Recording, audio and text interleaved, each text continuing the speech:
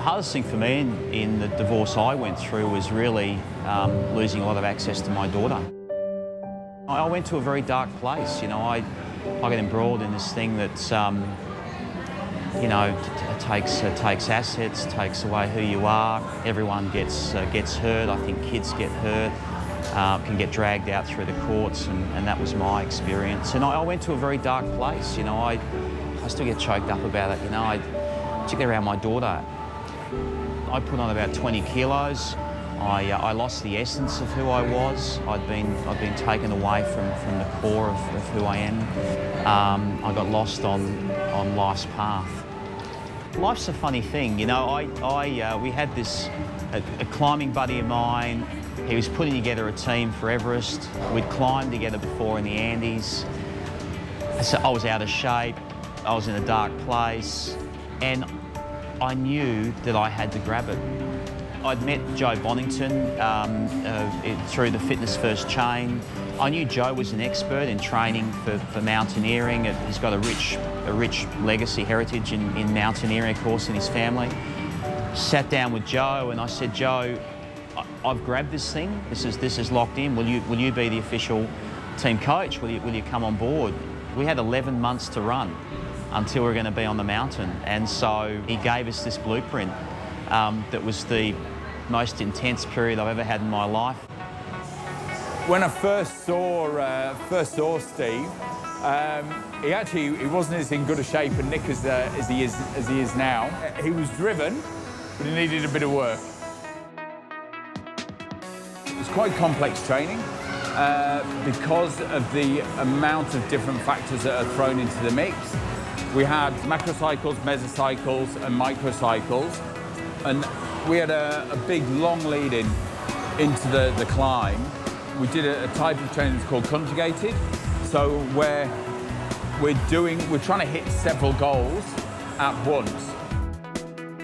The reason why I use the gaffer tape is a thing called hypoxic training. It's basically about just reducing the oxygen flow, getting in there, simulating what he's going to get on the mountain. The gas mask's even better because I don't have to look at his face. It wasn't until I got onto the mountain that I actually understood the relevance of the training. The training was mental training. The body as a byproduct becomes supremely fit because of the stuff that you're going through. But on Everest, it's 80% mental, 20% physical, because you hit your wall the first time you go up to the icefall. You can be hitting your wall sometimes every 100 metres that you gain. The training that Joe gave us to just hit the wall, there's nothing left in the tank, there's nothing there, but the mental conditioning of saying, you know what, there's one more step in the tank. I can just take this just a little bit further. The summit is such a small part of it. It is about the journey, absolutely. It is about who you've got to become. You've got to have around you a great team. I could not have got to where I've got to without Joe Bonington, period. The training that you go through and who you become mentally to get there. And you're pushing through these layers to who you are and what you've got, what there is in there that you didn't really understand. It's got nothing to do with the summit. The thing that's inspired me most about Steve's story is you've got an ordinary Northern Beaches bloke who's just done absolutely extraordinary things.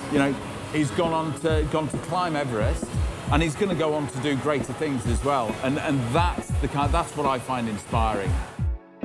Do you know, the environment here has been absolutely phenomenal. I must look like a lunatic. You're rocking up, you're training with a pack on the treadmill, you might have gaffer tape on your mouth or a mask on your face, and they might just come up and pat you on the back and say, we can see you're ready.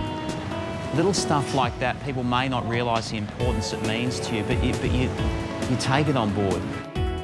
It's changed my whole world. I'm doing a lot of speaking, etc. I was petrified of speaking, petrified, and this whole world's opened up around that, etc. And I think I've been freed. You know what? Whatever I want to do now in life, I'm going to go for it. No matter how ridiculous, how silly it seems, if in my gut it's what I need to do, I'm going to go for it.